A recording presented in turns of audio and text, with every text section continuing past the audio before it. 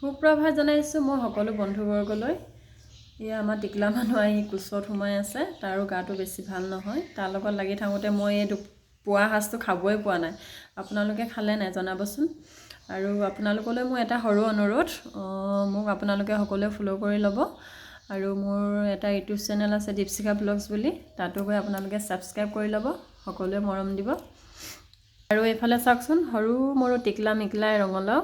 কোনোবাই এইখিনি এনেকুৱা খেতিবোৰ উঠাই পিনে আকৌ কিবা খেতি কৰিব লৈছে চাগে। মানুহজনক হাল বোৱাবলৈ মাতিছিলে, তাৰ পৰা এইখিনি লৈ আহিছিলে। এই বাকী তিয়ঁহটো বাৰু তাৰ পৰাই আনিছে, ওলকবি আছিলে আগৰ এয়া, আৰু হালধি আদা এইখিনি বেলেগৰ পৰা আনি থৈ দিছিলে। হালধি, কেঁচা হালধি, মানিমুনি এনেকৈ আপোনালোকে চাটনি কৰি খাই নাখায়, খাই চাবচোন। স্বাস্থ্যৰ পক্ষে আমাৰ কাৰণে বহুত উপকাৰী আৰু খাবলৈও ভাল লাগে। আৰু এই কেঁচা হালধিটো যে সৰু সৰু ফুল আলু লগতো ভাজি খাই চাবচোন, খুব ভাল লাগে খাই।